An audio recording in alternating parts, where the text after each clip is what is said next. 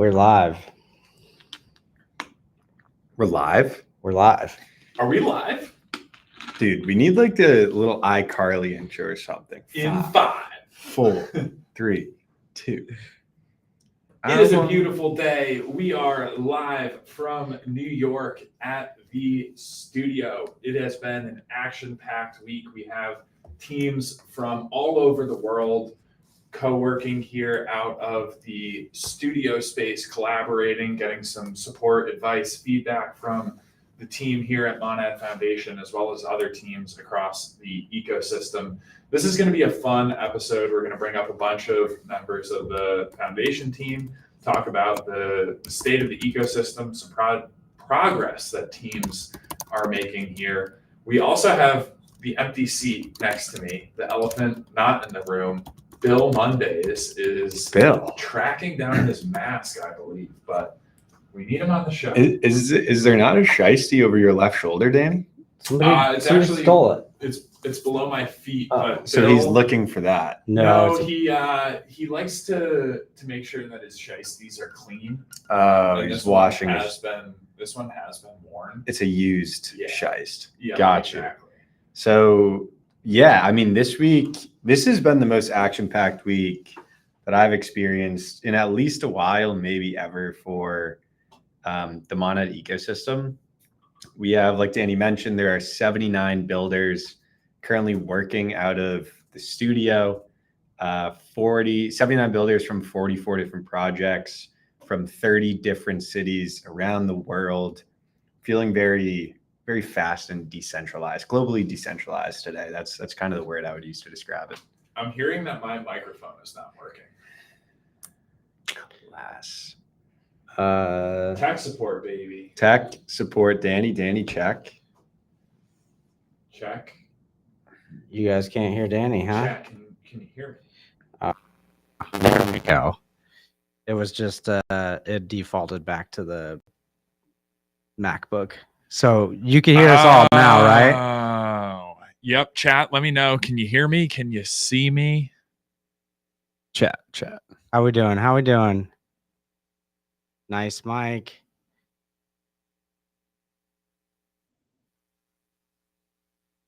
Yeah, Fixed. I think we're good. Yeah. All right. We're good. Beautiful. I just pulled the chat up on my end. It wouldn't be a Monad in the morning if we didn't have a little bit of tech support at the beginning of the show. And of course, it wouldn't be a Monad in the morning if we didn't have the spin to win. What do you guys think is on this thing? I think James's car is on it this week. I think it is. And I'm also hearing the door open here. We might have our fourth co-host. Oh my God. Is that Jim Kramer? It's Jim Kramer. It's Jim Kramer, ladies and gentlemen. Jim deciding to show up in the shiesty today to make sure that the curse does not impact the ecosystem. Hello. Mr. Monday. Mr. Monday on a Thursday. Most skin I've seen too. I haven't been in front of these lights in a wee while. It's good to be here. Is this your second IRL Monad in the morning? Yes, indeed. I think it's my second. But I don't think we've ever actually overlapped in person. Oh yeah, you're normally causing absolute hijinks from your home. Well, I don't know about normally, but that week in particular, definitely. I don't know if we've ever gotten the nose out before. Yeah, I just kind of realized that. I've done it before, but it's all right. But not on the stage with the lights. Yeah. Bill, Yeah. Bill, how has New York been for you this week? It's always a pleasure when we get to see you in the city. What has the experience been like so far? Been keeping me on my toes. I think it's been seeing a lot of people. I'm normally just holed up at home, and so seeing like a million people at once gets a bit much. I'm like one of those scared little dogs that kind of like runs around and is all like, "What the hell? Look at all these people." But it's been good. It's been raining and cold, and then today it's been absolutely sweltering. So you've got to stay on your toes for that as well. Lots of wardrobe changes. But no, I'm enjoying it. It's good to be here. I like the mics. This is fun. I feel like I'm on Joe Rogan. It's crazy because your hair's coming out a little bit, so it looks like you have double eyebrows right now. Fashion heresy. How do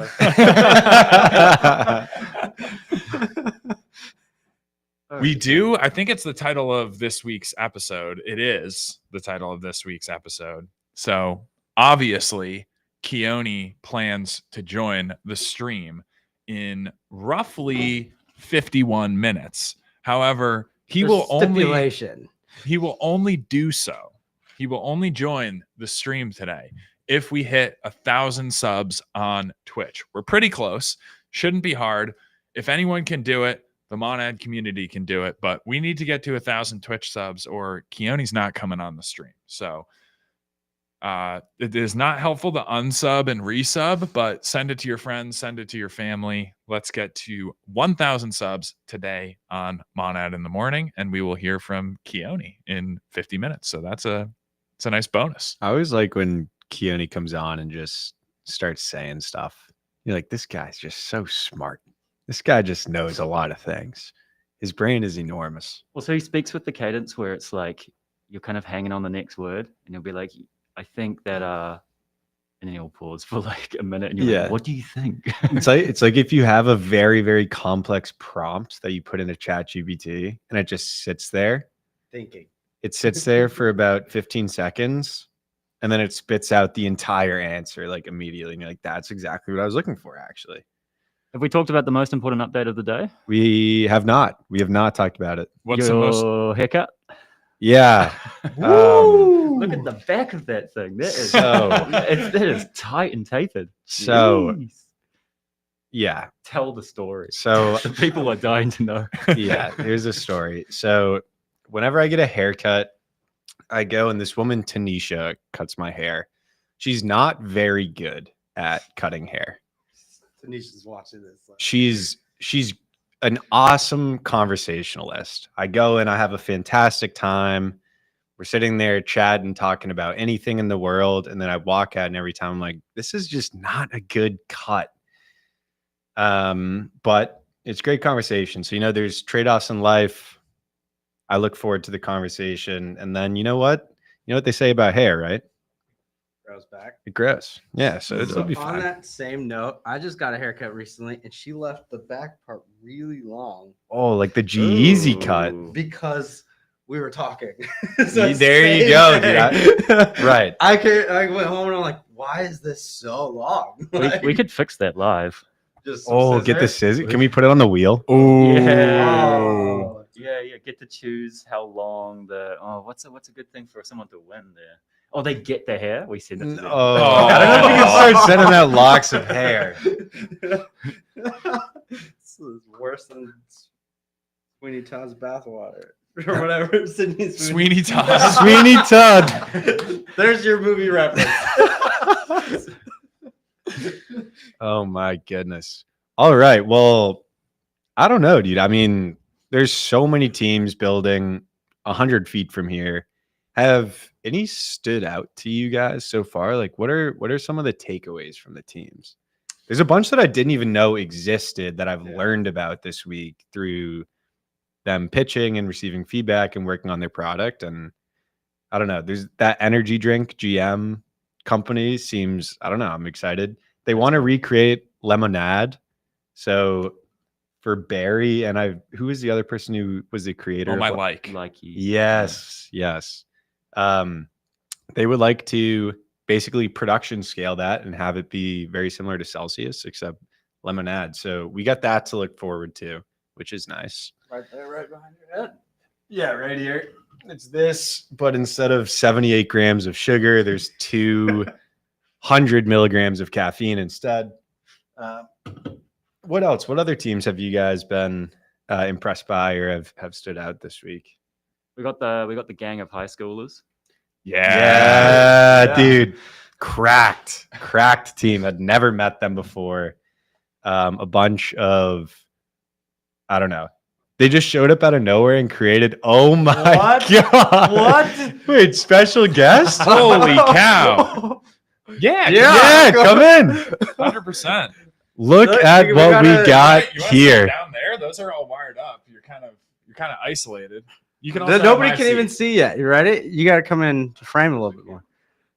Wait, I can go sit down there and he can sit up here. I can do color commentary. All right. Yeah. Wow. Look at this. Bingo. What's up, James? GM. Is there a car on here? We do. Oh, yeah. All right. James's car. Anybody win it?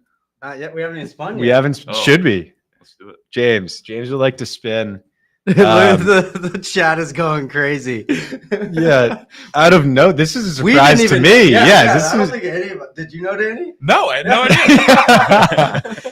This is the greatest Thursday yet. Let's go. All right. Well, we got James on. We got a spin to win coming. Do we stick with the normal game? What, pick a number? I'm thinking of a number. First person to guess it wins. All right. All right, good luck. Send it. It's so hard to watch this chat. It's about to start ripping. Look at Bill over there all by himself. Does the camera work on me? Is it Yeah. showing? Oh, is it yeah. Going, Yeah. Oh, is it going up my shorts or is it? Are we fine? No, here? no, you're good. You, Just move your leg a little bit to the right. that will make it worse. Okay. It's good. You're good. What's that Oh, movie? right, Sharon nice. Stone. Couldn't tell you. We got it. Who was it? Arc Style 99. Good guess. DC.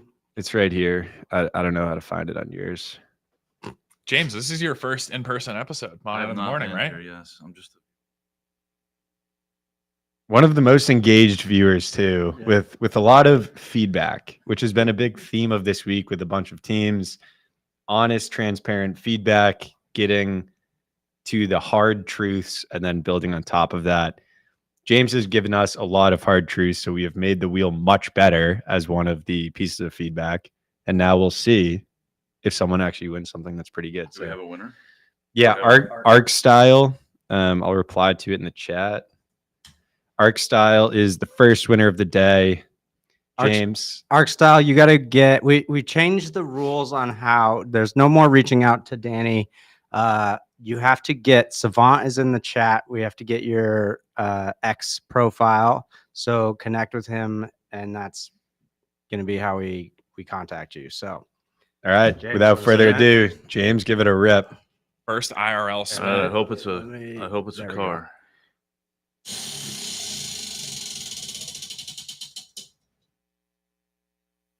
Thousand team on. 1,000 testnet Mon tokens. Congratulations to Arc Style. Kicking off the show. Now we are Not a in- bad way to start the day. No. Four Pretty figures. far away from James. That's more than I have. Speaking It's a speaking lot. of testnet, we gotta hear what's going on with testnet 2. 169 validators, is that correct? I think it's I don't know, 161. That map is pretty crazy. Yeah. It's like everywhere. all over. Yeah, it's all over the world. I did notice that there is one spot where we don't have anything, and it is where the conflict is going on in the Middle East. So maybe we'll wait for that to chill out and then get some validators. Well, that'd be a good like a test of the hypothesis, right? Uh, Can blockchain survive World War III? yeah, can it? Let's put one out there. Put Gainsey, nodes in Israel and Iran and see what happens. Gainsey, if you are watching this, or if you're not, and someone clips it and tags Gainsey so he can see it.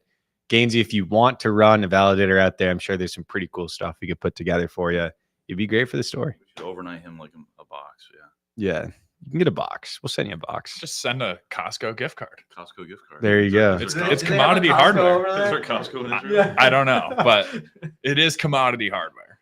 Yeah, you could That is a probably. good point, though. After we leave this, I'm gonna go see if we can get some data centers in. Yeah, there we go. And then there was one other. I can't remember. It's basically all lit up. We got one in New Zealand.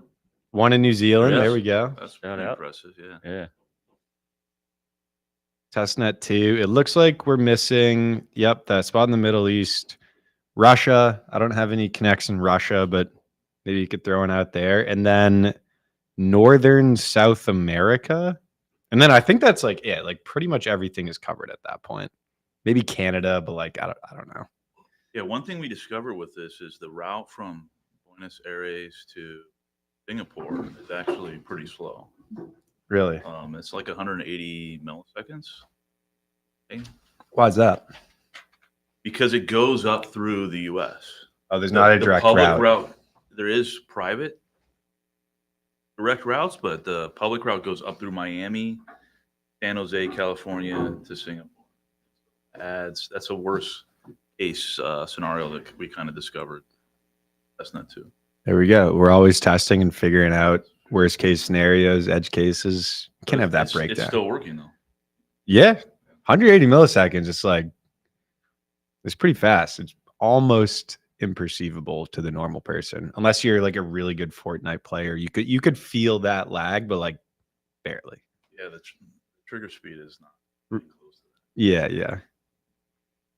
What's we've talked about this a little bit, but what's the purpose of testnet 2? Because most users are just interfacing with testnet 1. That's where most apps are deployed, from my understanding. I think all users are on testnet 1 for what it's worth. Yeah, I think it's just to test a bigger network, more validating company. They're saying Screwed up, yeah. Test more validating companies, get them onboarded, bigger network, more geographical distribution. Out acting the. So does mainnet look more like testnet 2 than testnet 1 in essence? Yeah, I think what'd you guys say? How many validators? There's 161 validators on testnet 2. Yeah, so I would imagine mainnet is probably going to start around 200 and then go up. So, yeah, it would look more like testnet 2. 161 is also a relevant number because there are consensus mechanisms that cap at 150. And so we're slightly larger for the Monad blockchain of testnet 2. So a Monad blockchain is running with an active validator set slightly larger than, I believe, Tendermint consensus is the 150. Yeah, 150 to 200. There's a lot of mainnets that are smaller than, Yeah. or even testnet 1.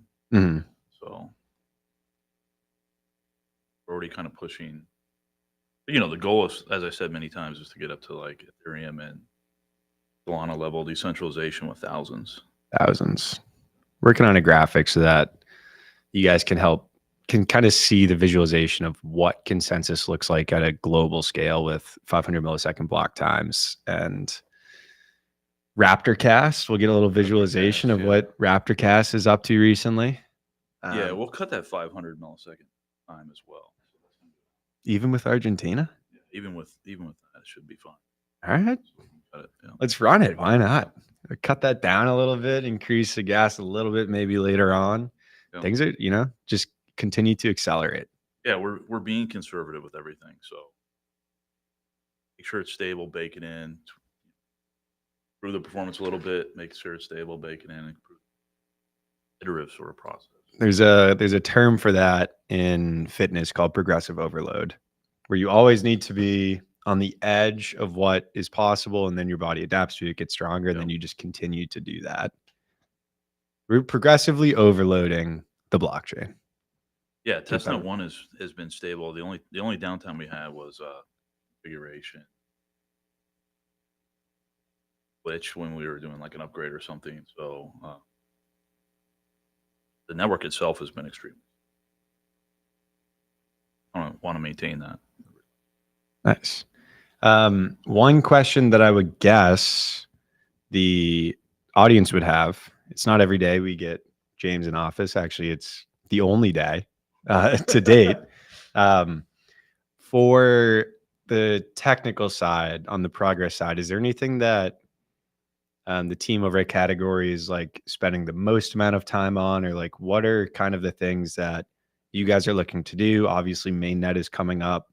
So what are some of those kind of final pieces that Category is looking at going into mainnet?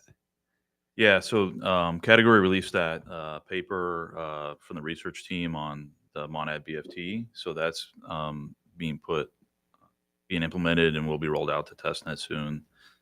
There's a few sort of minor functionality stuff that's missing, and audits are going to start soon. So audits are lined up, and then after the audits, the tech is good. There we go. Yeah. So put the car on the racetrack. Let's go.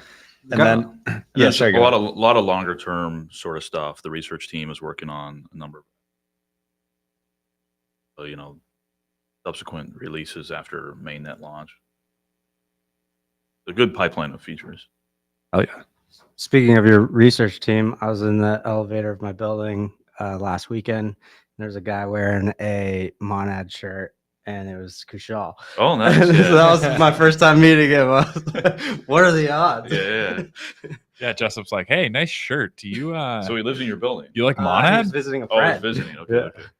Yeah. Kushal's a very smart guy, and he's contributing a lot to the team and the research. So That was cool. We got some questions on from the chat. We have what does Monad BFT do, and how much can it cost to start a validator set? So I think validator wise, because the number of validators in mainnet will be capped initially until we expand the capabilities to scale up to thousands, right? So that sort of floor will be like whatever the top 200 validators or whatever foundation people decide should be the parameter. So that number, yeah, I can't tell you a number of what it would take, number of mon to reach into that top sort of 200. But What about just a full node then? If I just want to, yeah, full node should cost you, maybe $1,000 or a little over $1,000. So if you just want to verify the chain and you want a node running locally, you can collect data. If you're doing analytics or you have an app or something like that, full node chat should be around 1,000. nice. But as far as like stake goes, yeah, that's Monad BFT, and we're working on even a subsequent version now. The research team, Monad BFT is basically preventing tail forking, and so once you see a proposal, even if that proposal isn't finalized in that round, that proposal will have to be reproposed again. So, a big thing that you want to see when you submit a transaction to the blockchain is that transaction included? And if it's included, then you have some confidence, you can take next steps on whatever you were planning to do. And so right now there's a chance with the current algo that's deployed in testnet is if that transaction is included in the proposal, it may not be finalized. But Monad BFT fixed. Oh yeah. That's the improvement. We had a quote from Thogard, who works at Fastlane. And it was pretty funny. You guys just recorded a podcast. I don't think it's out yet, but he's Yeah, he's I'm not sure looking to it's put it out out yet. soon. And he's like, yeah, we got 3 minutes in and then just nerded out for like an hour and a half. So I'm excited to jump into that. We also had a quote from Tones, who works at Kuru, and he said, boring boomer, boring boomer, boring boomer, boring boomer, repeatedly. We'll get Tunes on the show once he decides he's not scared of his own shadow and is okay to actually hop on. Right. For now, him throwing peanuts from the crowd is very acceptable. That's his way of showing that he loves me.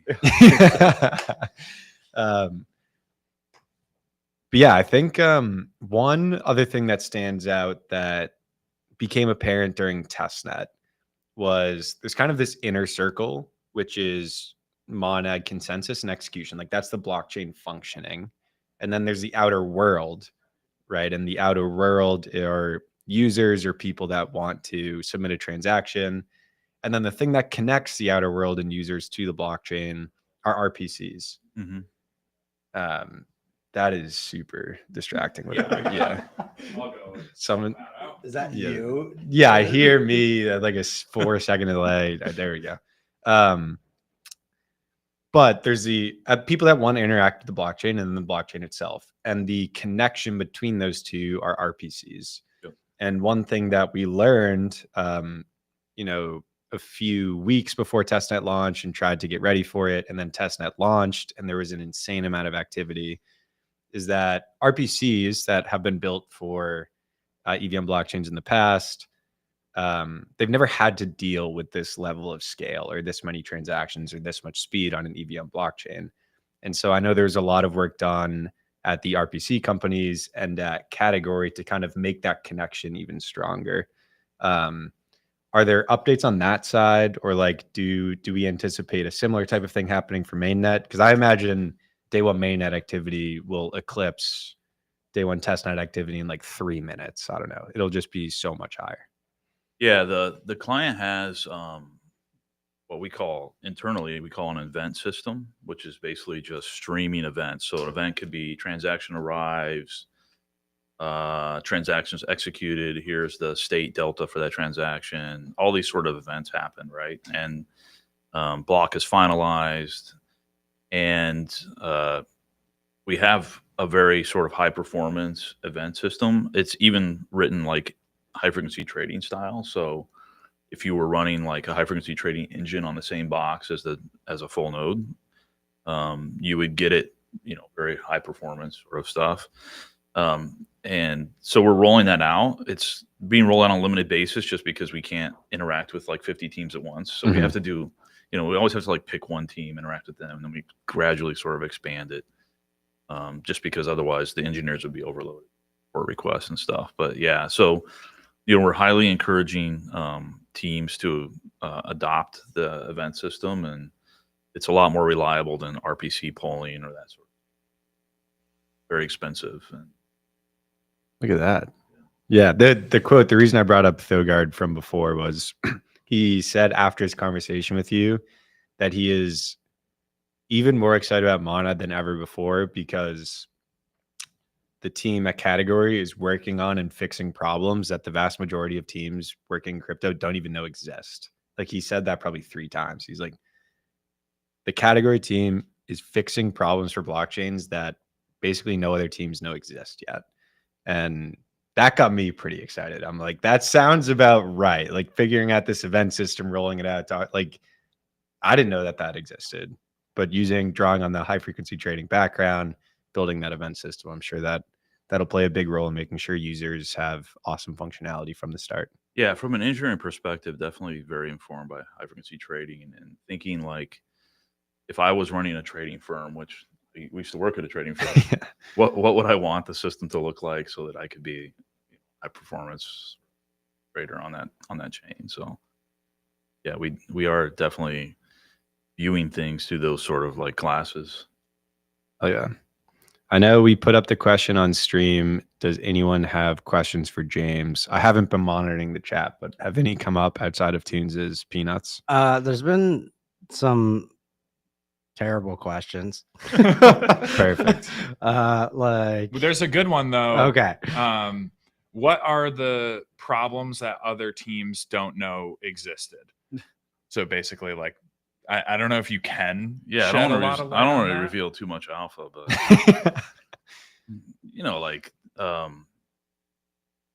the goal of Category is to build a world-class research team that's on par with other chains like Ethereum.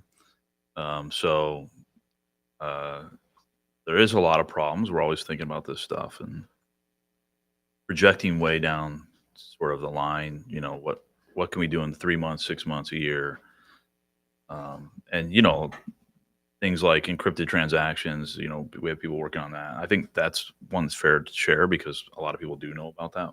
Encrypted transactions, it's highly desirable to have encrypted transactions for MEV and other sorts of reasons. So censorship resistance, right? If you don't know what the transaction is, you're not going to censor it because you don't even know. There you go. So transactions must flow. We're always kind of thinking further down. I've just started recently typing up a bunch of sort of ideas that I don't even think people are thinking about inside the industry. I even have stuff from a few years ago that it's kind of amazing that no one's picked up on this stuff. And I was always worried about Monad, not being released and other people kind of jumping ahead on these ideas, but actually they're not, right? So it's well, it sounds like it's just about time to release Monad and jump on the ideas then. We do have another special guest who just walked in sporting a nice coffee from Gregory's Coffee. We've got Tina in the house. Tina, the microphone is right next to you. Wait, this is. Oh, you're live over there. No. Yeah. You're not in the background. Wait, the video is on. Yeah, it's not on now, but you and Mr. Monday. Typing away like a gremlin. Hello. Wait, is there something special about Gregory's Coffee that I should know about? No, it's just a great coffee spot. Yeah, it's just it's my a detail I picked there. up on. And then the guy that was there was like, nice nails. I Like, I've never had a male barista say that to me. There That we was go. crazy. Yes. Well, for those who don't know, Tina has been a lot of the brains and organization and operation behind the Foundry, which has been running this week. Like we said, 79 builders from 44 teams from 30 cities, global decentralization on the tech side and on the ecosystem side.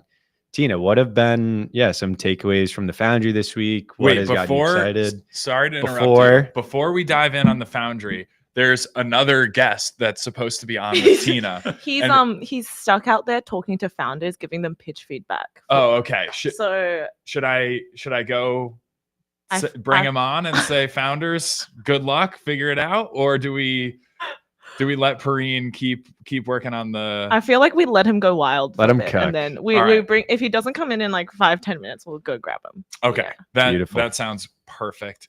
Sorry to interrupt. No, you're good. Tina. Same question. Okay. Question. What have some takeaways from the Foundry been? What's gotten you excited? What's the week been like? Foundry has actually been very intense. I actually didn't expect it to be the way that it is. So for context, when I say we, I said like I had planned this like very organized thing for Tuesday to Thursday. We're gonna get VCs to come in, do office hours. And then we realized that there were way too many VCs that signed up for office hours. I think around 35 people from 30 different funds in New York wanted to come and mentor founders. And then I just realized, wait, there's way too many VCs. I can't actually match them all to teams and for it to be a valuable time for all of the founders here. So what we realized was actually we need to really challenge founders this week. And maybe the week was missing a bit of intensity. So I think it was 11 p.m. on Sunday night where Keone, Eunice, Perrine, and I were still in the office. And we realized that we should just scrap the entire schedule and redo it. So we canceled all the invites to the VCs on Tuesday and Wednesday. And we told them, sorry, you can only come on Thursday. And out of the 44 teams, we're only going to let 5 teams demo on Thursday. And we're only going to tell these teams on Monday that they have till Wednesday midnight to prove to Perrine and I that they should be one of those 5 teams.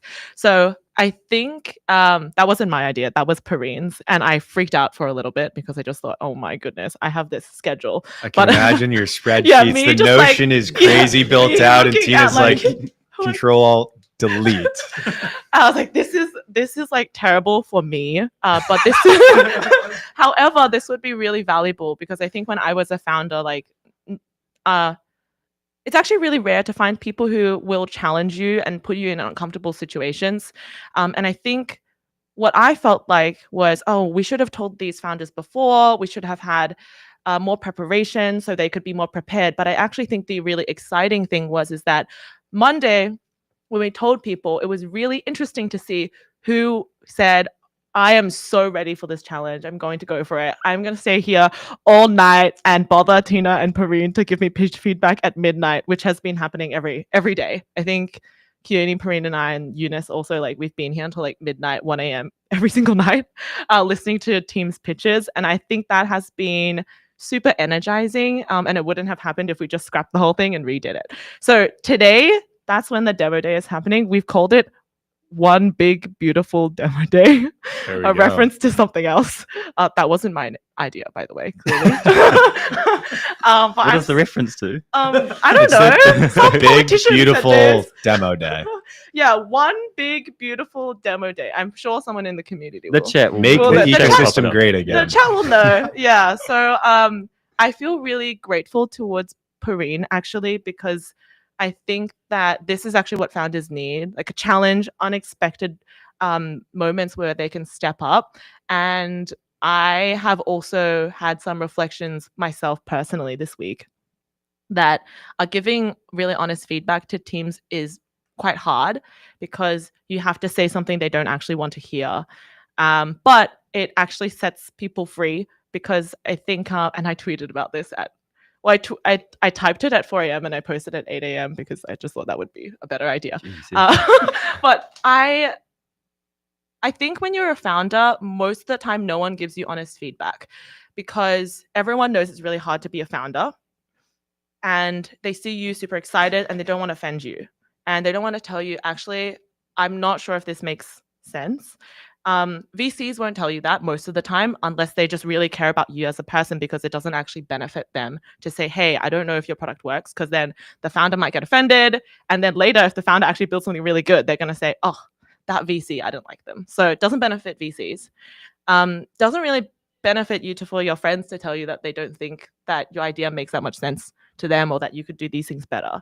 So I realized that as a foundation, that is actually our role because we actually only benefit if we are honest to founders, and they only benefit. We're not investing in them. We just want them to do well. And if people hate me, that's okay. So that's been my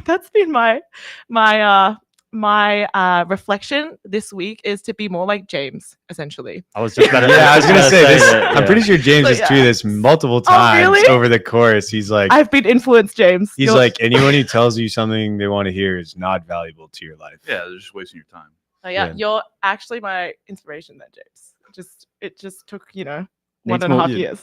needs more personal attacks if it's James. So Yeah. If you Okay, want great. your- I'll work on it. If you want your ego stroke, call your mom. I do every night. Call her after, no Yeah. matter what. But awesome. Well, it's definitely been a theme of the week. This has been the most intense week I've ever experienced at the Monad Foundation. And it's been really good. People just staying up late, cooking, working as hard as they can to become one of those 5 teams who's gonna pitch in front of 35 VCs today. It's 50 now. It's 50 now. We said you can't come, and then the Yeah, number got you bigger. can't They're like, I come. want to come even Yeah, more now. And then I'm gonna everyone's come. like, I'm gonna wait, can I come. send this to my friend? Like, I went to lunch and like with a few VCs today, and they like heard about One Big Beautiful Demo Day. So we have even more, and we have people also listening in online. Only the VCs, we're not making it publicly available this time, unfortunately. So Beautiful. So- Well, do you? Meets my turn. I got you. Are there any teams that have been selected so far that you'd be able to shout out, or is that one big beautiful secret? Oh, I think we're going to keep it one big beautiful secret for now. Okay. But we definitely will share later. But I think that is also the vibe of the week: intensity and FOMO, and not secrecy. But we will tell you guys eventually, but not yet. So I have a question. Do you have you seen any like common denominators about that teams potentially are missing or lacking in what they're building? Or the common denominators of what good teams have consistently had? Either one.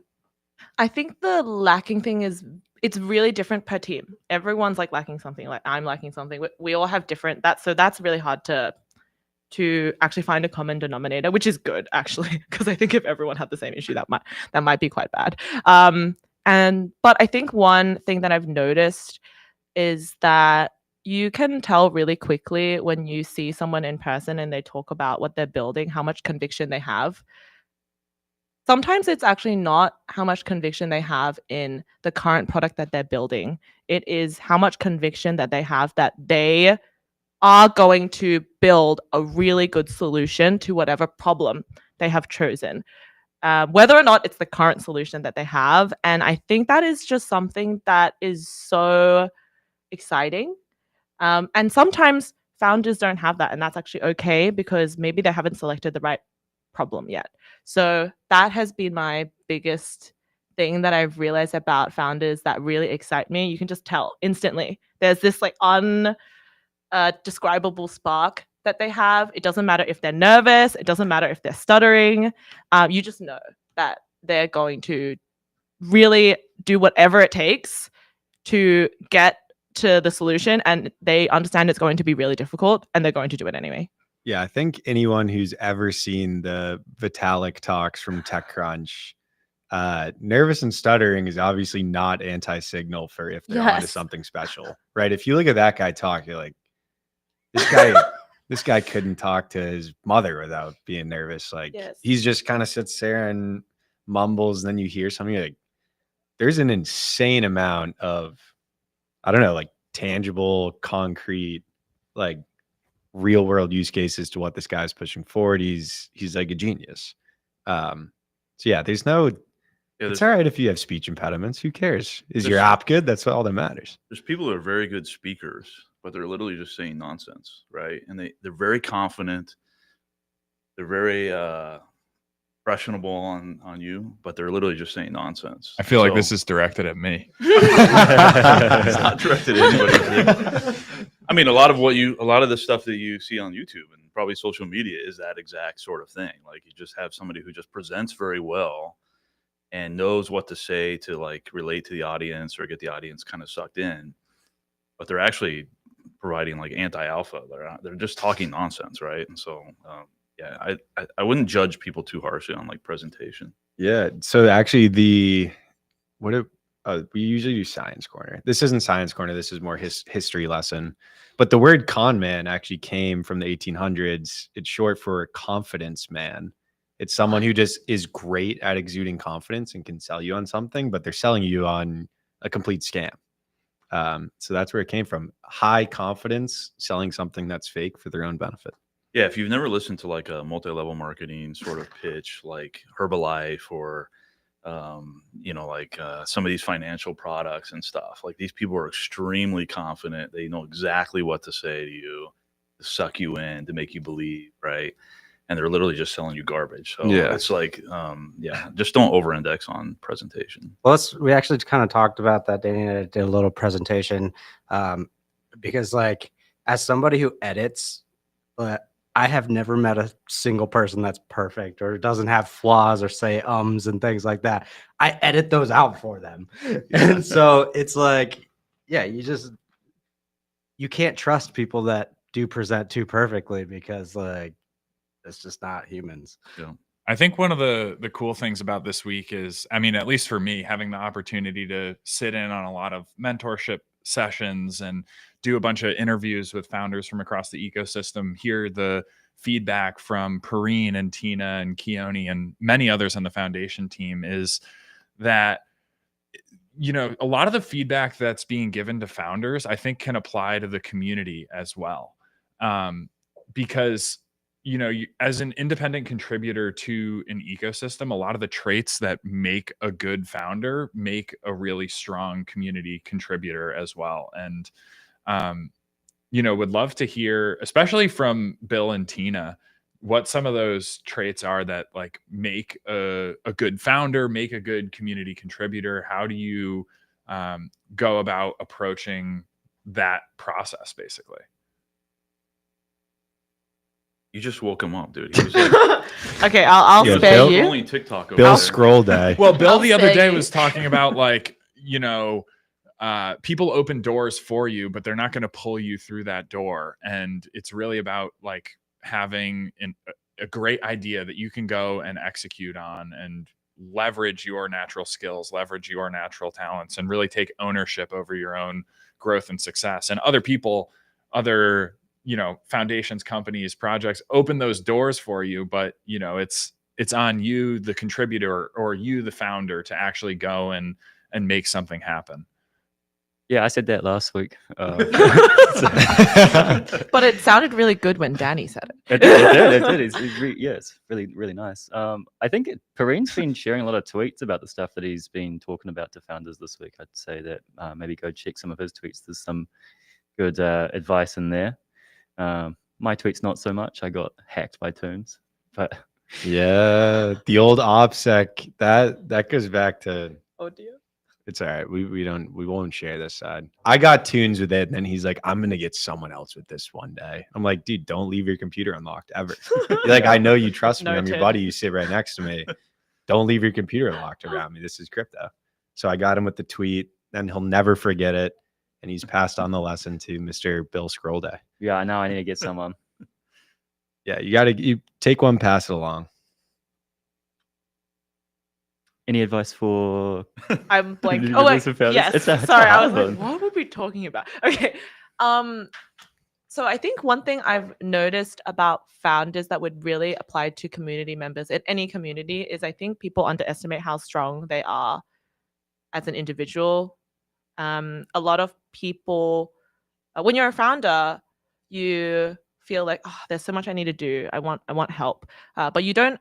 Like, it actually takes some time to realize, actually, I can do this all myself, and even if I can't right now, I'll be able to figure it out. And it's actually better if you try to approach it with no guidance in the beginning. I think that is actually the fastest way for founders to learn. So I think how that applies to any community members in any community, but I think especially for the Mana communities, I think, yeah, don't feel like you're not a strong person just by yourself and that you can't do things. Right? Like I realized this as we were, so we have a co-working space called The Studio where builders can come out of. And I think a lot of founders sometimes come to me, right? Because it's like a physical community. They say, oh, like, hey, like, I feel like it would be a really great idea. You guys could organize a dinner, or maybe we should organize a picnic.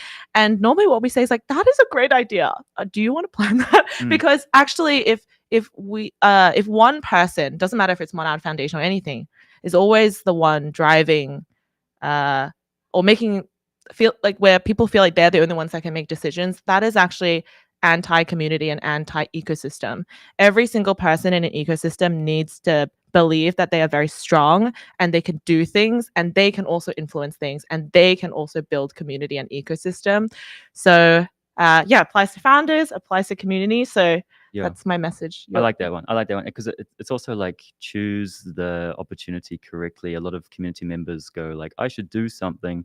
And then they do something really small and it takes all of their time still.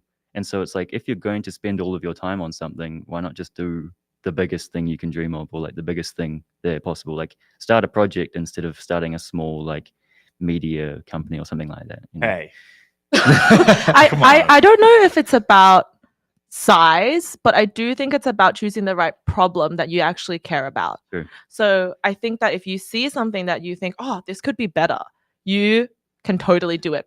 And the reason why you can do it is because you're the person that has identified the problem and no one else has. So you're actually in the perfect position to try fix it. Or if you can't, maybe gather other people who also think that that is a problem they care about. And that's all about what being a community member or a founder or a leader is. So I think it's about picking the right problem that you care about.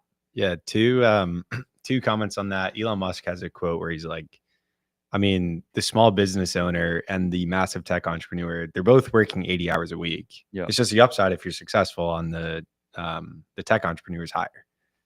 So picking if you're going to spend 80 hours per week of your time working on something, like choose the right thing first. That's the biggest thing to get right, get directionally correct, and then work towards that.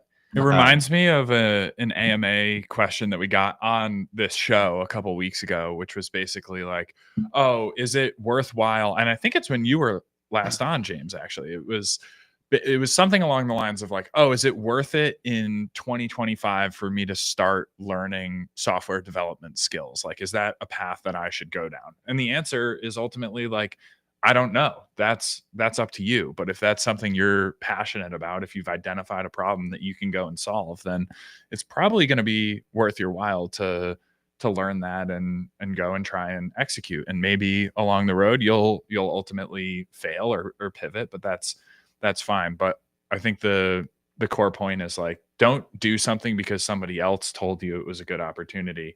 Do something because it's what you want to work on. It's a problem that you can stick with for, a long period of time, whether people support you or not. James, I have a question. If you had no idea how to code right now in 2025, would you go and learn? Yeah, I think most people should learn how to code. Like whether you're studying economics, stats, science, chemistry, any sort of discipline, you should probably learn how to code. Even marketing, right? You should learn, and you don't have to. Your competitive advantage won't be your ability to code. It's just enabling you. Yeah, it's enabling you to perform better in your specialty or whatever your competitive advantage is, right? So, but you don't believe in AI. No, I don't. Well, I believe in AI. What do you mean? You're always like, AI never works. Google Gemini sucks or whatever. Well, like- Google Gemini does suck. Does vibe coding count? I think it can count as long as you understand what the LLM is producing. Maybe a comparison that's helpful to help paint the picture of what I think you're getting across is say you do marketing at the Monad Foundation. If you understand the inner workings of how the blockchain actually operates and the technical side of it, you'll be better at talking about it and being able to engage people in discussion and show why the product is good. Whereas if you have no understanding, say you're like Cryptoons or something, it's very hard to create content about that was such an intense drive. I think you should understand, like, like there's a box, right? And using the box, and the box in this case is like ChatGPT or LLMs or something. You should try to understand like 10% of that box. Like try to eat into 10% of that layer. You don't have to understand the whole box. You're not going to go work at, most people are not going to go work at OpenAI tomorrow, but try to get like that 10% of that box. And if nothing else, you'll be a much more effective user of that box. So people should just, I think take a Python course is probably the basic sort of thing. You might be pounding your head on the keyboard for a few weeks, but eventually something will click and you'll understand it. And then you'll start to understand technology better. And then as a user of technology, you'll be a more effective user. And so I think most people should probably spend just a little bit of time trying to write some basic sort of code. Cool. Yeah, and just so the audience is aware too, Toons was throwing peanuts in, and I figured maybe we'll start throwing them back out, hit him with a couple peanuts via the screen, and see if maybe that spurs him to come on the show. I'm a little bit confused. Bill's on the show. He was not docs. Now he is, because it benefits Monad. So Toons, do you care about Monad, or that's basically what we're waiting to say? That mask was bought for him to do things like this. For Toons. Yeah. It's the height thing. He makes him nervous, but it's fine.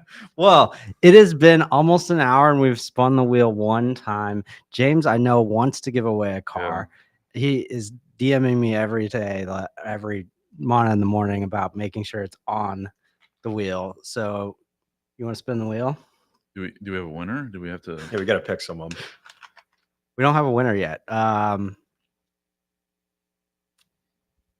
see. I'm just going to, everybody just send some messages. Yeah, just flood the chat with anything.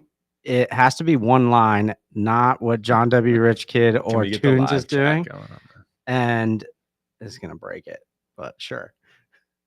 And I'm just gonna pick one person, whoever shows up.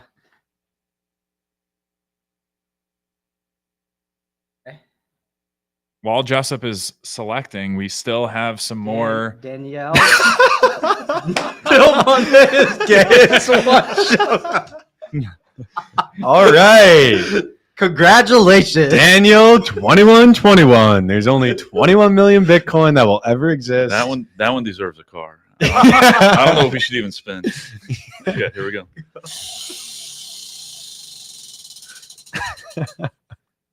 What is it? Main account block. Daniel 4. We are censoring the comment and we're censoring your account off of the main account or Monad. You know what that means. First person, and it can be you, Daniel. First person to give us his Twitter handle gets another spin. Yeah. Whoever sends in Daniel's Twitter handle to the chat first gets to spin again. Daniel can do it and take a second spin for himself, but there's a bounty on this Twitter account. Is that it? No chance. That's John W. Rich Kid. That's a troll. Grizzle Man. That's your own Grizzle Man. He wants to be blocked. That's pretty obvious.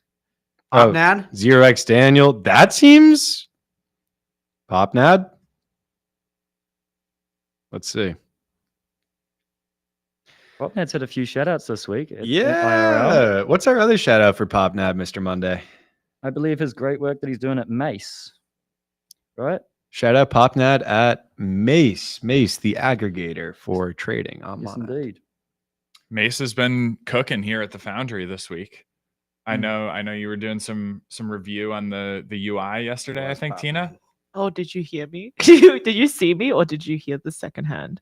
No. I literally saw you. Oh, we were recording a true. podcast in the next room. Yeah, she's just like fire pop nerd. I Fire was like, pop oh nerd. no, everyone's watching me like be like, this, you should fix this. No, I didn't say that. No.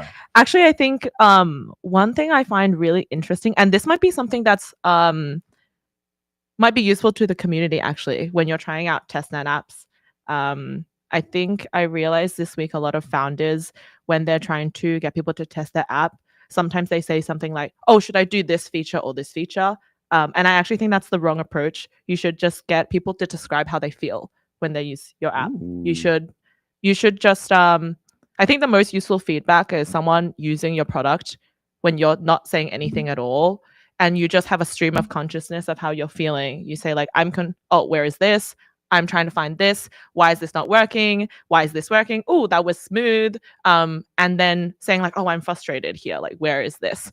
Because those insights are actually what's really helpful to founders. And then they can take a lot of that data and then figure out, should they do X or Y, and A/B test that. So that is my feedback advice for any community members who want to share feedback with founders. Feedback on feedback. Yes. We are entering the movie Inception. So we have two announcements. One, PopNad gets a wheel spin because he found Daniel's Twitter first. The second is John W. Rich Kid sent in some fake Twitter accounts, which is also results in a block from main account. So John W. Rich Kid, you're blocked Again. Good night. Daniel's blocked, and PopNag gets the spin. James, I think just run it back. Let's do it. That's a weak spin. It was a main account block. Is it? Brutal. Yeah. A Wheel main doesn't account lie. block, No! but he gets so PopNad, RIP. You are going to get blocked, but you also know the rules. We already got a main account block spin, so you get another spin. Spin again. Spin again. APAC follow. APAC follow. So you get blocked and then followed. You get blocked by You the get main blocked by account, one. followed by the APAC account. It's Maybe that's an upgrade. a trade-off. Why do I feel like this is not PopNad's account? I'm pretty sure his Twitter name His is not Twitter PopNad. PopNad, yeah. It's It's very not annoying. PopNad? Yeah. It's called, that's what it is.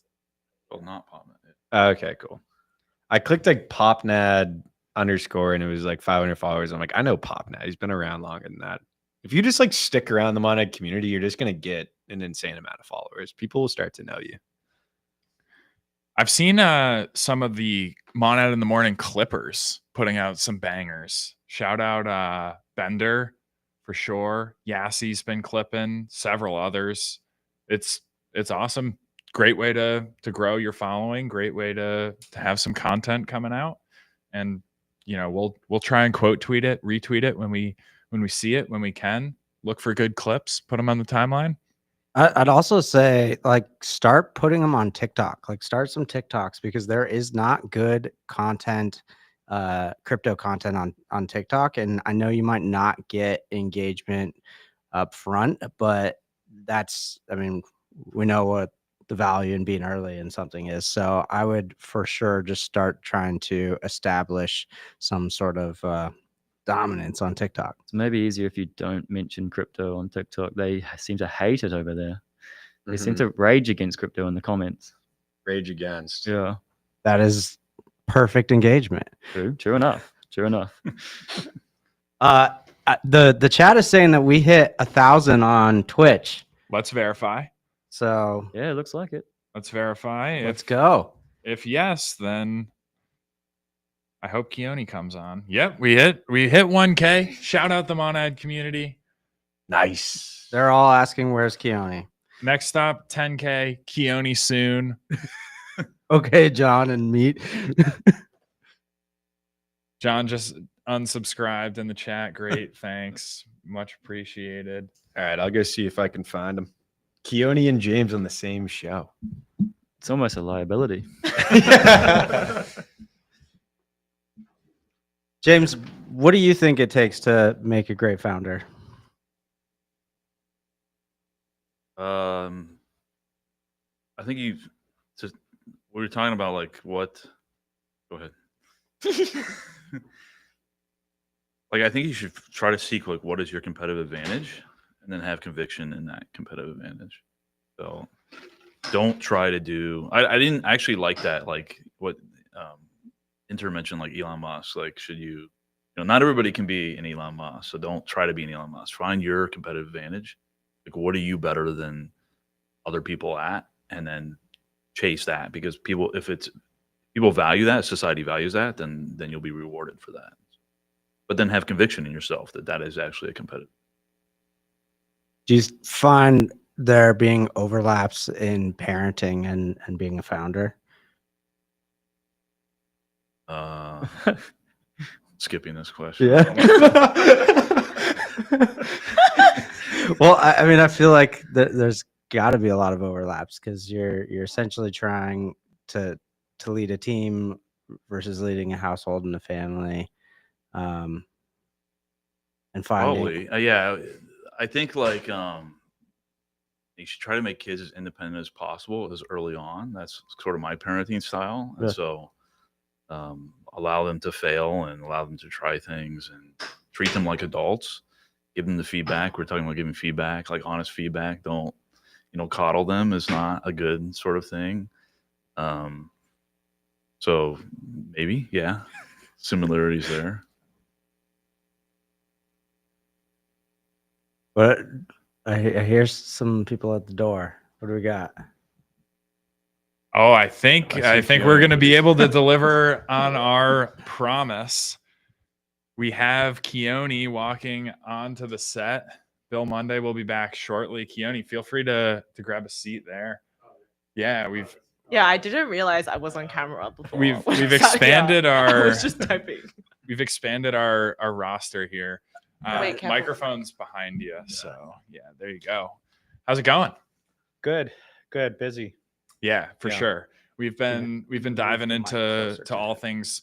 Yeah, just move the mic a little. Oh, sorry. Oh, there we go. Little tech support never hurt. But yeah, we've been diving in on all things Foundry, talking about some of the feedback that ecosystem teams are getting from the Monad Foundation team, from one another as well. And one of the questions we were just asking James, which I think would be perfect to start off with, is what do you think makes a successful founder?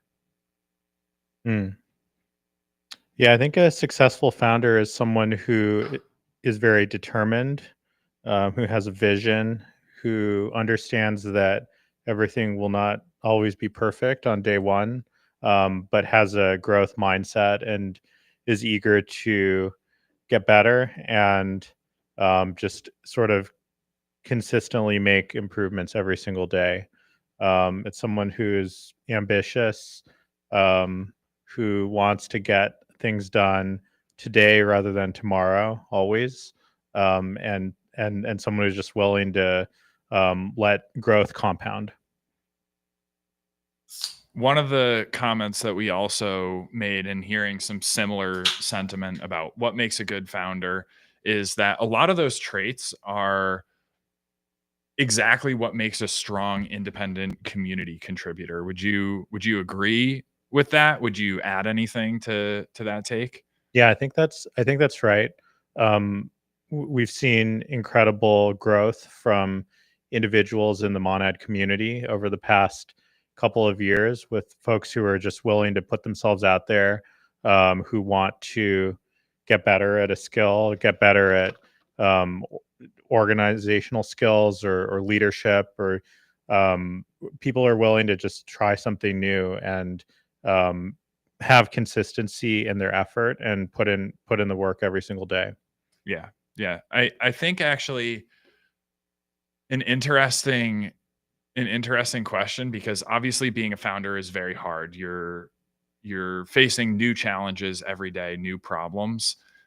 I'm curious to hear both from James and Keone whether the bigger challenge in the context of Monad has been rebuilding the EVM from scratch, prioritizing both performance and decentralization, or is the bigger challenge actually non-technical in supporting the growth of the ecosystem, the ultimate adoption of the technology.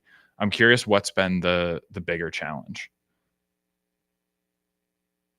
James, you wanna take that one? You guys are just looking at each other. It's like, basically split at 50-50. Yeah, maybe it's hard because I know you're focused like James does on one and different James things. does the Yeah, other. so it's kind of like a debate. Like, is my problem harder than yours? I mean, I'm But- always biased to say like what something that I'm not good at is the bigger challenge, right? Like I'm impressed by like the figure skater in the Olympics. Like there's no way I could ever do that. So I'm impressed by that, but I'm not really impressed by other people who are technical because I'm also technical. So, I mean, sometimes I'm impressed, but it's rare, right? So, I'm just naturally biased towards thinking that the other thing is harder. Same, yeah. No, I think the technology, the improvements that Category Labs team have made and continue to make are legitimately really hard problems. So I don't want to. I think you could be too modest potentially, James. But I do think that there's maybe your question is also around like, all problems are people problems to some extent. Like building an amazing team means a lot of work, like assembling a team, organizing the effort, figuring out how to do things for the first time. A lot of things that we've done at the Monad Foundation are just building new efforts from scratch. Monad of the Morning, like that's an effort that came from scratch. Like you guys just thought about it for a while and we're like, we could do something awesome. And yeah, I think that there's high effort in creating something new, and there's a huge amount of value that comes from that as well. So I understand the struggle that every early stage entrepreneur is going through because they are creating a new effort completely from scratch, a new app completely from scratch. And it's not just like, building the smart contracts or building the website. It's like building something that's systematic that can compound the gains and make the app stronger every single day. Yeah, maybe Tina can speak to this because I think this is feedback that I heard through the grapevine, probably from you, but feel free to correct me if I'm wrong. What did I say this time? No. It was basically sharing some sentiment that one of the founders here at the Foundry shared, and that was basically one of the biggest challenges as a founder is there's always a million fires to put out. And there's a opportunity cost for where you're spending your time, how you're prioritizing those problems to solve in any given day. You have 24 hours, you got to make the best use of it. But simultaneously, if and when things go wrong, it's ultimately the founder's fault or the founder's responsibility. And that's a tough thing, I think, to navigate. So I don't know if anyone has tips to share in terms of like prioritizing different problems to solve or, at the least empathizing with that challenge, because I think it certainly applies to founders, but it also applies to community members, because like we've been talking about, there's a million things that any individual can do to contribute to an ecosystem. But again, 24 hours in the day, you really have to pick and choose where you're going to spend that time and answer for the consequences down the road, for better or worse. I think I'm what people would define as a failed founder, right? I tried to be I was a founder. I wasn't successful. The one thing that I learned is actually exactly what you said. So you're correct. The grapevine was accurate. The thing that I learned the most from being a founder is that everything is your fault. And I think that's actually something that has really changed the way I look at life. It's not that you put like a amount of blame on yourself and feel bad about it, but it's that you realize that you can exercise free will. And the most important thing to do is to pick the right problem. So when you're a founder, you're the one who, your job is picking the right problem and figuring out what the solution is. And then as the team grows, you realize that the way to fix the problem is actually constantly changing. It might be that you need to stop what you're originally good at and learn how to hire people. It might be that you need to learn how to sell. And all these things have to do with the fact that you pick the right problem, and the path towards that problem is constantly changing because the market changes and people also change. The way that people treat you will change. So I think that is the one thing that has been the most valuable to me in the last 2 years. And I think I would not be able to do my job now like anyway if I had not failed for 2 years and figured that out. And I can see actually a lot of founders are still learning that. That's actually not something you go into day one figuring out.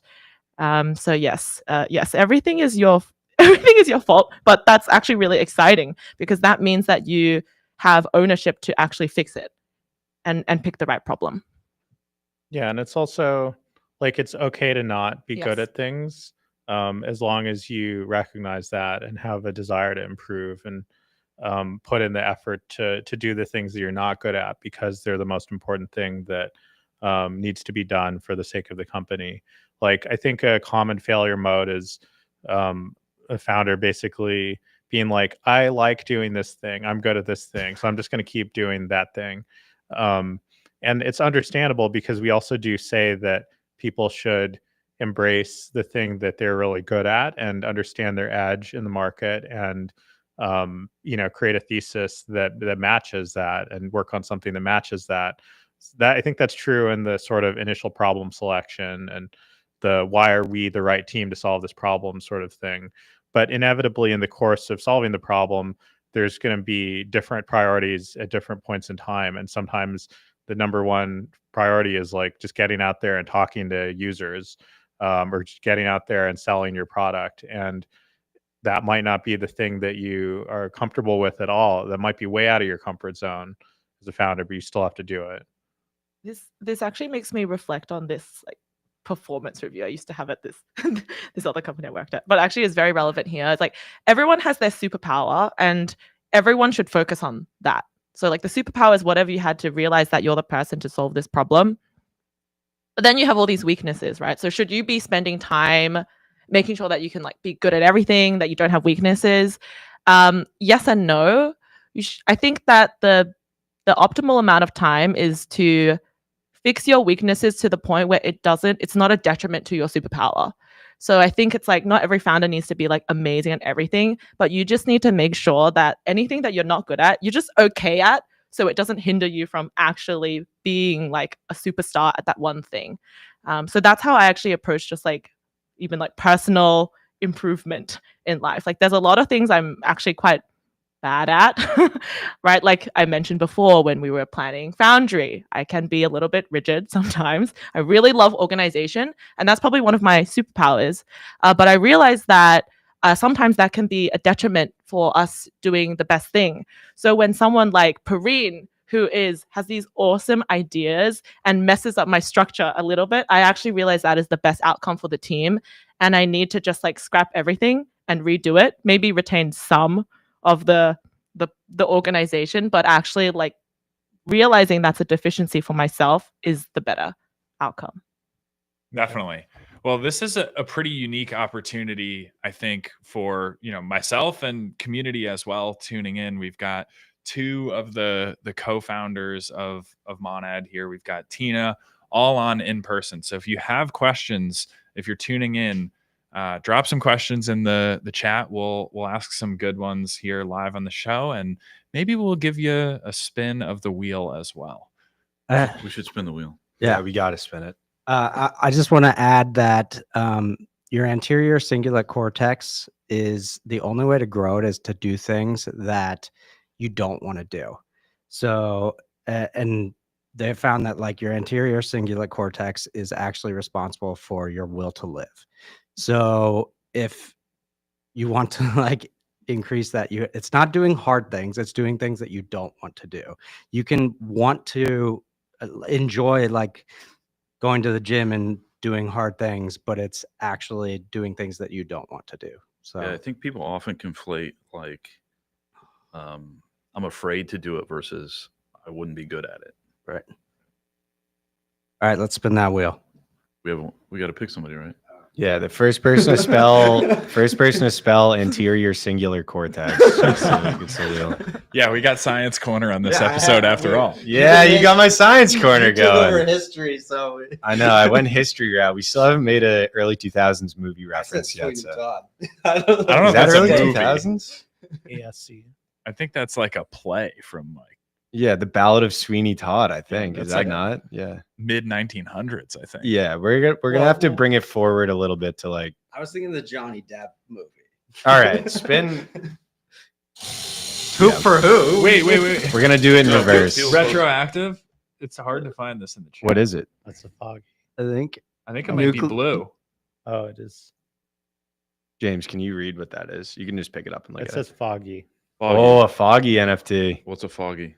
It's like they're like these cartoon kind of, they're like froggy but foggy. But they're not frogs, are they? I don't know. They're kind of their own thing. I Yeah, it's like like the a- foggies a lot. it's like Foggies a- are really cool. Pepe derivative. Not I think really, it's but Heath like- Ledger.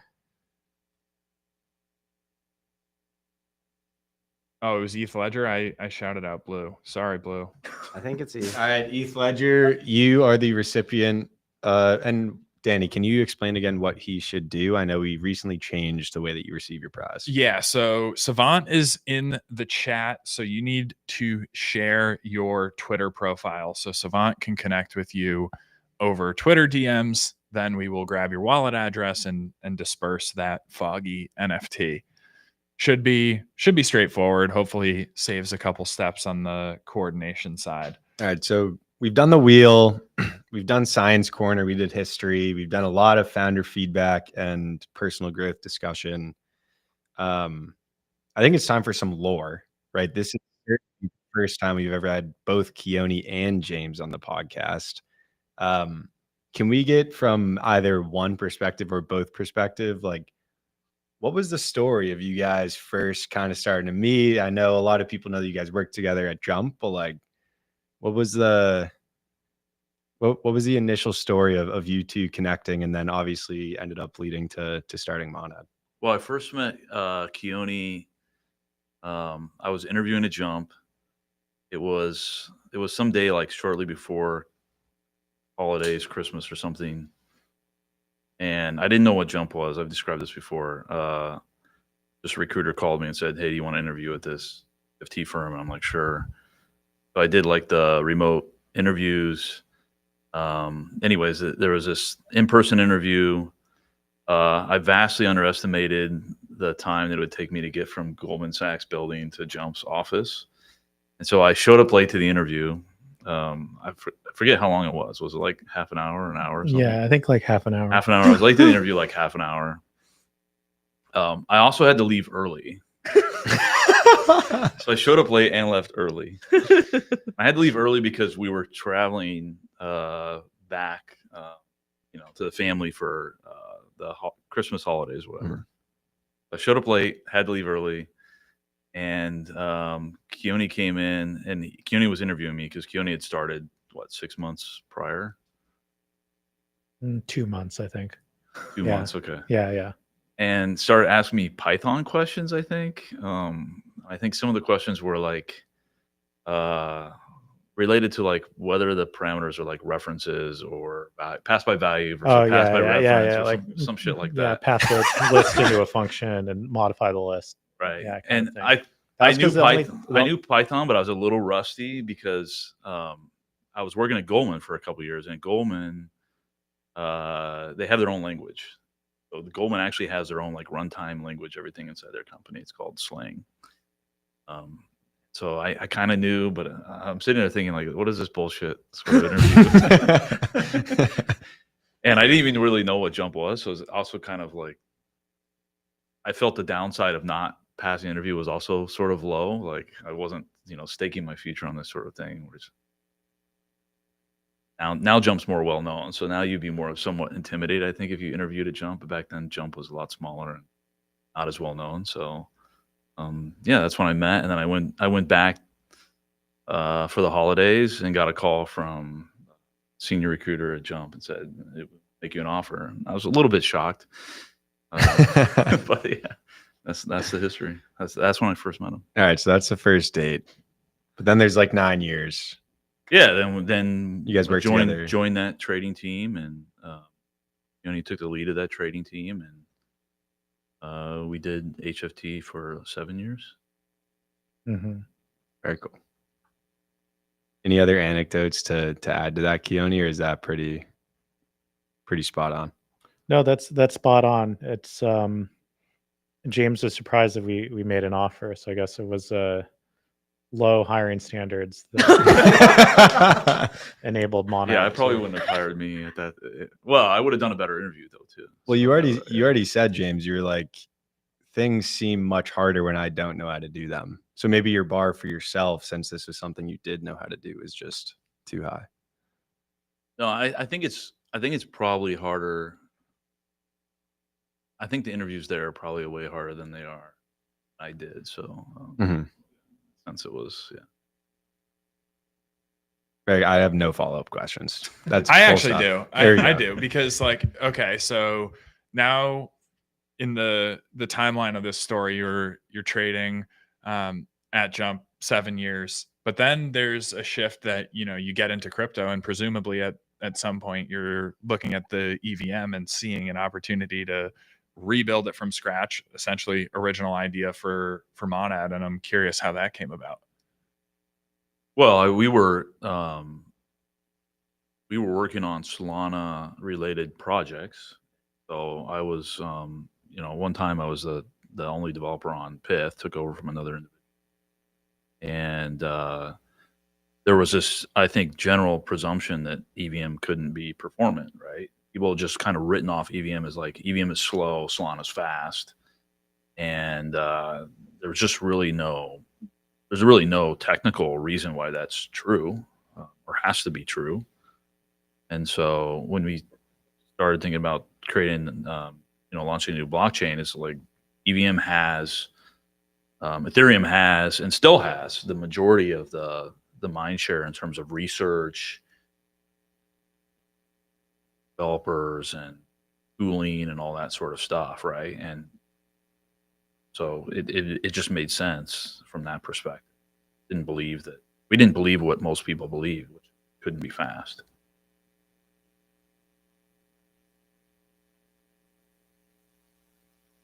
Yeah, there were a number of years spent just building up this trading system, rebuilding things.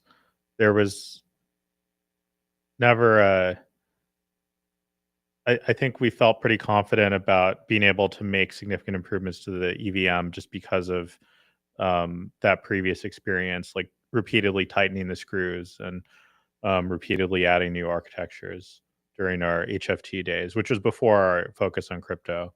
It's just like doing something that is related enough where you have the confidence that even though it's a new domain, a new problem to be solved, a lot of the instincts about how systems should work and my confidence in James, like all of that still very much translated. Yeah, when we started HFT, we were single digit micros, and we went to like triple digit nanos, and at the end we were in digit, or 2-digit nanos down to 10, and it's very competitive on some of the exchanges we were trading on there, FPGA, and you get down to single digit sort of nanos. So just having gone through that process of like continually improving the software, and it's just a long grind to get down to that sort of latency. That sort of process can be applied to really any engineering effort, increasing the performance. We have a question from the chat that is related to the experience at Jump. I'll let Jessup read it. He's a better reader than I am. What did you guys learn from building teams at Jump Trading that helped you build your team at Monad? What was the biggest lesson from building HFT teams, and how many people did you bring with you when you left? Well, we didn't bring anybody. It's just Keone and I left together. Inside Jump is a unique firm. It's not so common these days where you have trading teams inside the firm competing against each other. And so in a way, you are running a business within Jump. You pay the firm you pay the firm for the resources that you use. You pay for shared services.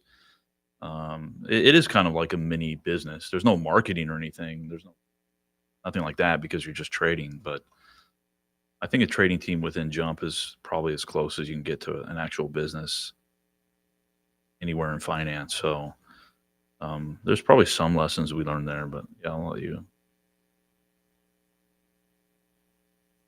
Well, I think from a purely like technical evaluation perspective, we got comfortable with identifying skill sets for low-level systems engineers. So that definitely translated.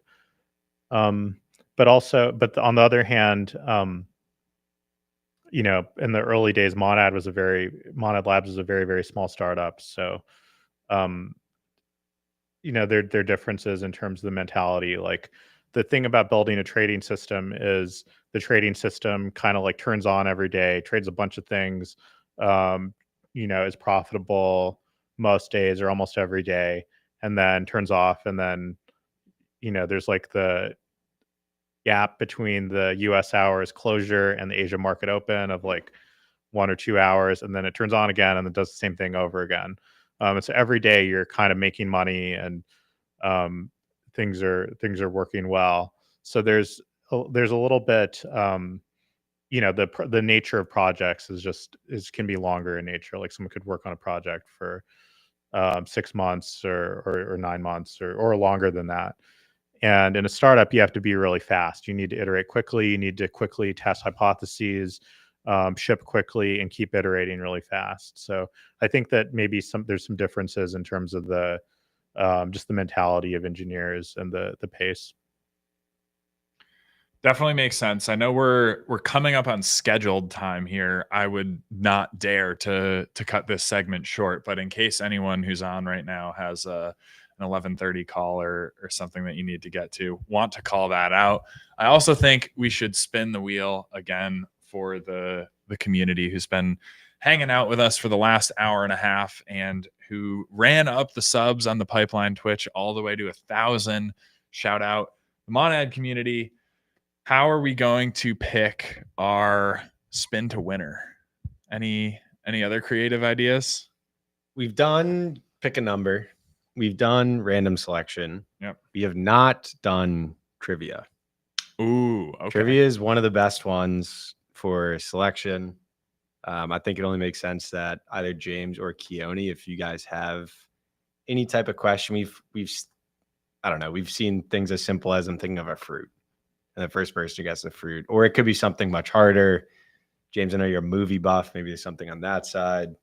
Keone always has like 17 different thoughts going on. He could have like 4 different trivia questions merged together. But yeah, if either of you have a piece of trivia, maybe that is how we select. But we have to know the because we're watching the chat. So oh, right. Don't make it too. Well, we'll get the answer. We'll figure that side out. Intern, I think you can help come up with like a good movie trivia. I know for sure. I don't think is it my place to come I up have with movie an trivia? idea. It's Danny, not. It's not there we movie go. trivia. It's not movie trivia. That's okay. So if you want movie trivia, Okay, I'm not your guy. Go ahead, do that. This when I guess okay, we got to go. What month and year was the first Gamonad tweeted off of Monad main account? You know the answer to that? Yeah. Okay. I think intern should as well. I know the answer. Yeah. All right. So we're watching the chat. What month and year? Yeah. The first Jungie. guess, dude, is too easy. Jungie Trout. We've tweeted that one before. All right, we'll give Jungie one. As we're doing Jungie's spin, we'll think of a second piece of trivia. What was What's the the answer? answer? December 2022. Oh, really? Number 22. I think it was like December 14, maybe. 1,000 team on. Oh, we've already done that one. So Jungie will get the 1,000 team on, but he gets another spin as well. We're really looking for this car. A main follow. Oh, all right. Jungie? Jungie getting the main follow. If he doesn't have it already, it's certainly deserved. Let me see. Yep. Jungi with the follow. This is a long time coming. For anyone who doesn't know the lore on Jungi, there was one point, I want to say 2 summers ago, so summer 2023, where the main locked Telegram chat was still kind of like the main heartbeat. It was like that, and Discord had kind of their own different vibes. Kobe hopped into the chat once and asked if anyone could create a picture of Keone's face on an egg. And Jungi immediately created the Photoshop, and then Kobe used it as his profile picture and banner for a while. So shout out Jungi. He's truly a day one within the community. I do have a piece of movie trivia. It does not fit in the early 2000s, but it is late 1990s or in the 1990s. Actually, not late. James probably prefers that. The earlier the better, right? And it is not National Lampoon's trivia, unfortunately for James. That would be too easy. In the movie Home Alone, Kevin McAllister, his brother owns a tarantula. What is his brother's name? Oh, that's a good one. Brother or the tarantula? The brother. I There's a don't know this off the classic top of my line. head, but I know I'm gonna see Yeah, it. it's on the tip of my tongue. Oh, there it is. Yeah. What is it? Labra Labra Corsa got it, Buzz. Buzz. Buzz, his Okay, girlfriend. Buzz, yeah. Woof. It's one of the best lines in any movie. Wait, the name is Buzz. Yeah. His brother's older name. brother Buzz. Oh, Oh man, what a classic. All right, who is it? Is Put it on the. there we go. Labra Corsa. James, give it another whack.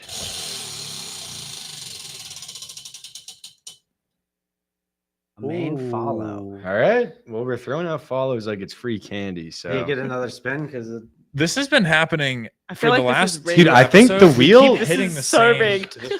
yeah. I no, the wheel is not. There are not even odds on every single This is- square. It is. There's just rigged. no way. It's not just- even odds. I'm just guessing from anecdotally. We get so many more duplicates than we do hit random ones. Like there's just, I think it's statistically significant at this point. Okay. We'll see if it. Another one. That's a different spin. Oh, What is it? James's car. Yeah, bingo. That was all We were waiting for that. Labracosa, you are the I proud thought we were gonna be winner sitting here for like 3 hours. spinning of this wheel. James's car. There we go. James, you've given your car away before for the benefit of Mine in the Yeah, Morning. I've given away like viewers, 4 or 5 cars. Yeah. 4 or 5 cars from James. How does it feel to give away a car? I've never done I it. mean, I feel like I'm community taking over the Yayo NFT project here. I think I'm probably the biggest buyer. You kind of are for the better. I think I you need probably to go buy are. a few more after we leave here to re-up my inventory.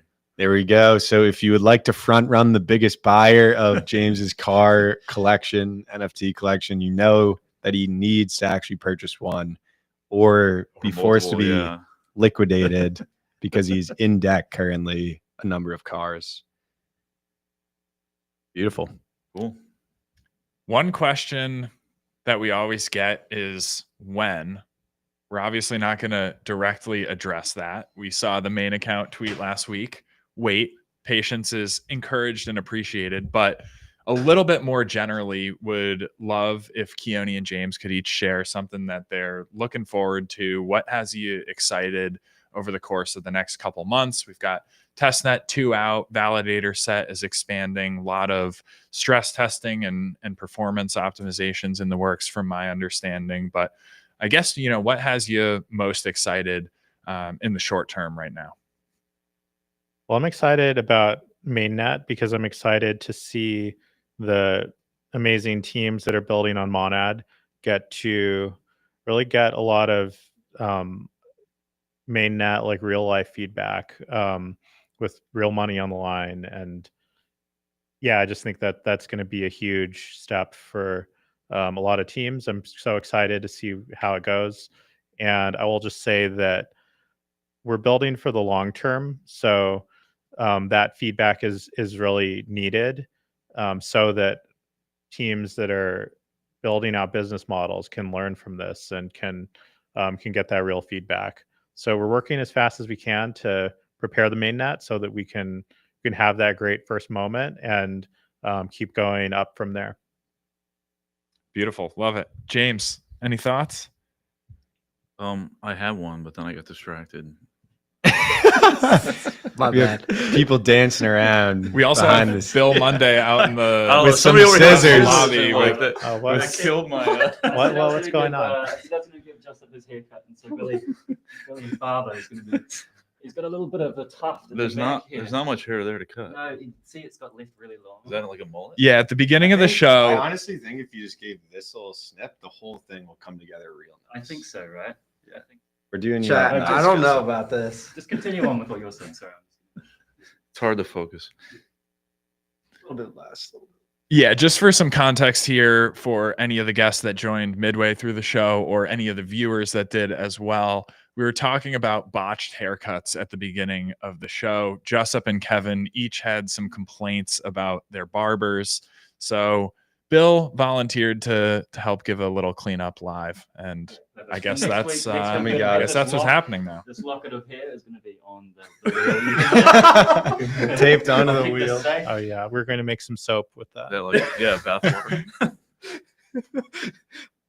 I think what's exciting is going to be just like Keone said, the apps launching, but also just working with them and collaboration to make them successful. And it takes collaboration really to make kind of come together, and so that's exciting. We've kind of been heads down working on the tech, but working more collaboratively with the apps is something I always kind of wanted to do and personally exciting. Are there particular apps or particular genres of apps that you're personally looking forward to testing out? I mean, I would imagine order books and and trading. The stuff that's really high performance, sort of. Yeah, sensitive more to the technology.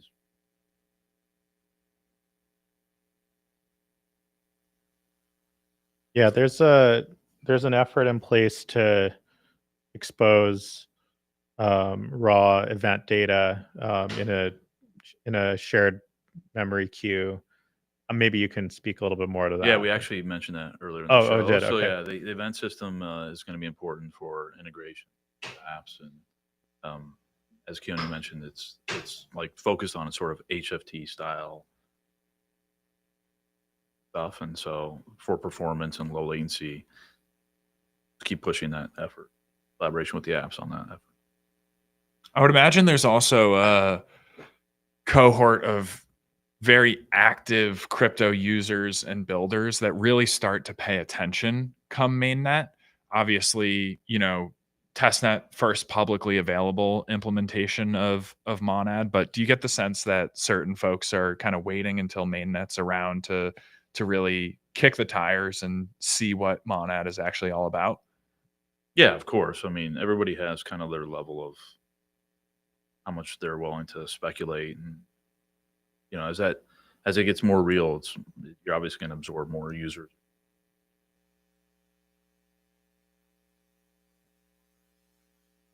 Yeah. Any additional thoughts there or no? I mean, it's just the stakes go up, and that's exciting. Definitely. I'm certainly excited. I know there's a lot of teams obviously at the Foundry working hard. I'm certainly excited to continue testing out some of these apps on the limited phase that we have left with testnet, and excited to see how that transition to mainnet goes. But I think a lot of folks in the community are thinking about mainnet as this really exciting period of time, which it certainly is, but that really is just the beginning of Monad's journey. So it'll be awesome to see feedback that's received on the early days of mainnet, to watch how quickly teams iterate, how effectively teams iterate once they're truly live in production, I think. Yeah, the mainnet is the starting line. I think a lot of people in crypto have that sort of backwards, but so that's when things really Excited also for the Monad community to play more of a leading role in crypto in general, from like after the main net, then you're going to have some really, people that are very influential in the Monad community having a opportunity to have a larger voice within crypto Twitter.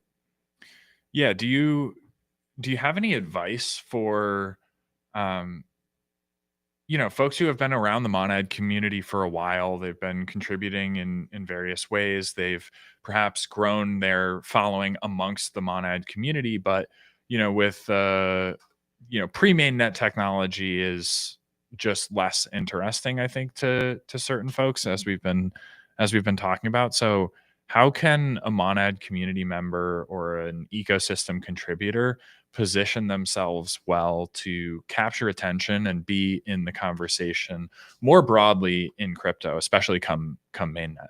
Mm-hmm. Well, I think there's a great foundation already, having such really tight bonds between so many members of the Monad community. That really goes a long way. Like, already the community is really in a strong position to lead the charge and be the leading voices, be the authorities on, like with Ethereum, for example. We always say that Ethereum is one of the greatest strengths of Ethereum is the decentralization of the opinions and the voices. And I think that already the Monad community has evolved to the point where that will be the case. I think beyond that, it's just about, and I see people doing this already, with some of the rhetoric, some of the commentary on the timeline, that they have, which is like, being open to, reaching across the aisle and engaging with other people, with newbies or with people that are in other communities, and not having like a us versus them mentality, but rather like, welcome.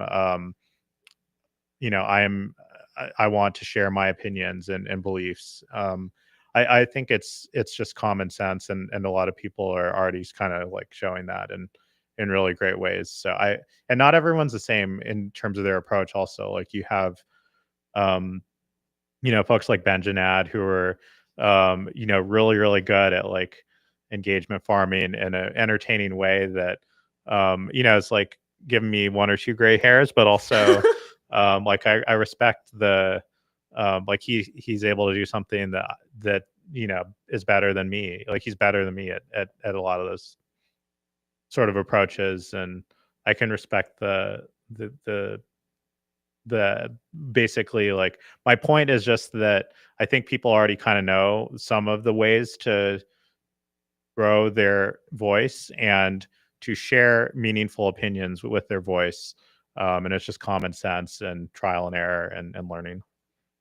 Yeah, I often reflect on early or relatively early Solana mainnet ecosystem, because I was a participant, particularly around NFTs. And when thinking about like the opportunity for a community member or ecosystem contributor to really grow and stand out, I often think about Solana Legends' journey, and maybe I'll butcher some aspect of his story, but essentially he had played a lot of RuneScape, and when NFTs started coming around, he seemingly like really understood this value of a digital asset, a digital collectible, from having experienced this economy, this market in the RuneScape game for different digital assets. And so he was definitely one of the early champions for the Solana Monkey Business Collection and a lot of other early NFT projects. And he was just in those projects Discords and on Twitter talking about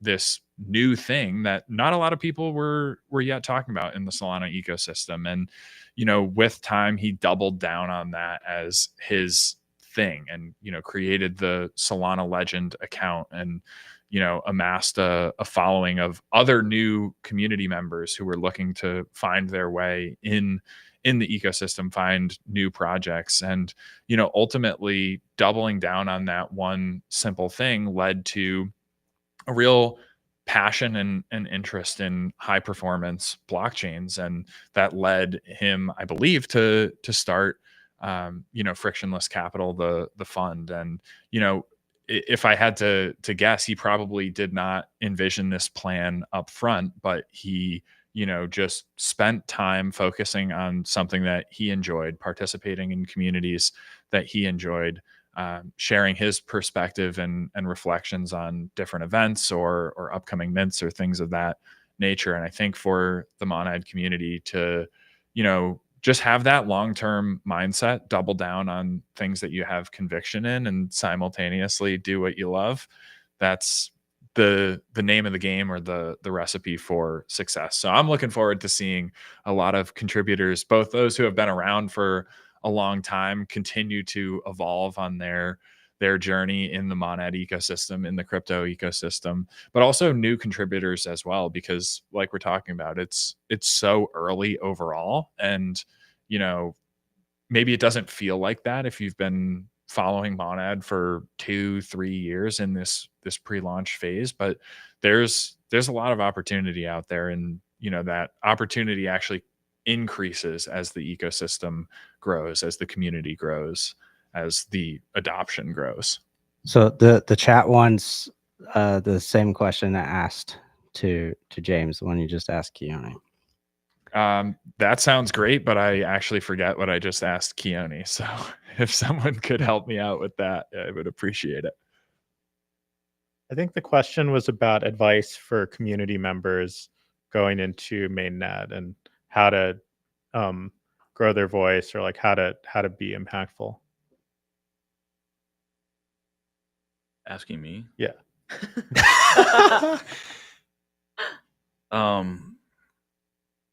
Yeah, I think I would kind of look for a little bit of specialization in like certain types of apps or certain apps, and try to go deeper rather than breadth.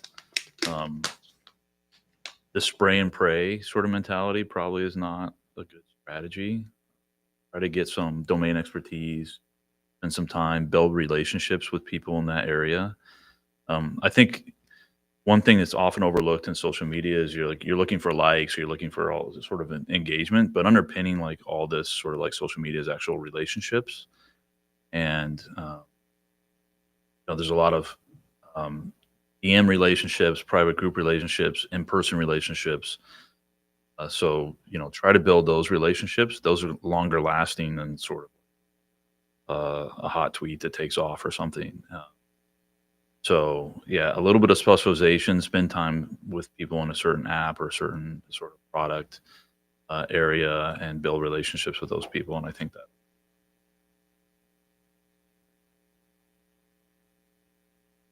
Definitely. I mean, that's already played out in some capacity. I think, you see community members from all over the world, contributors from all over the world meet one another, come up with an idea. That's, I think, where a lot of like the NFT projects on testnet have come from.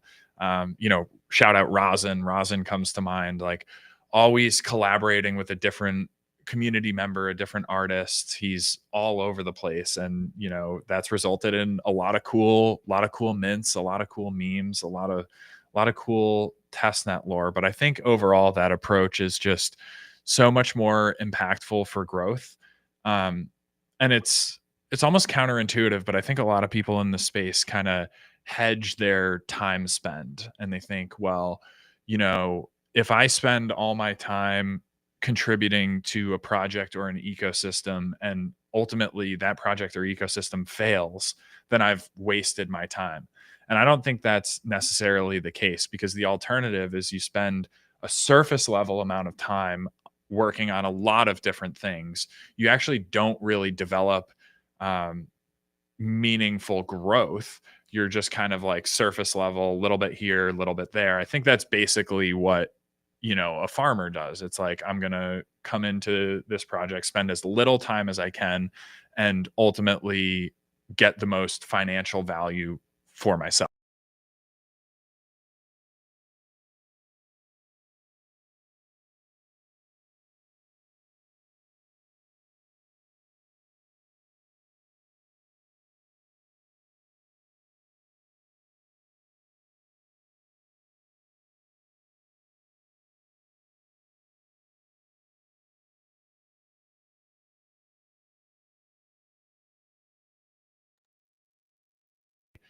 could have, because I was spread too thin. I was focused on too many different areas, and it's obviously a challenge to balance that. But I've been reflecting on that quite a bit, especially as I've definitely doubled down on my own conviction for Monad and the ecosystem, and that's largely due to people that I've had the opportunity to meet and connect with and develop my own conviction, and many of whom are sitting in this room, and also many more working outside and across the globe. But that's at least what I've been thinking about a good bit, especially as we get closer to mainnet. So something happened with the stream.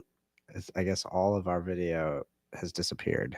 They say they can only hear us, but it's a actual issue with Streamlabs. Oh, permanently? Oh, yes. It looks like We just have that house that looks like has the same Oh, design no. as the chill guy meme. this. Alrighty, that was Monad in the mornings. 1K sub episode, founder advice. What was the memory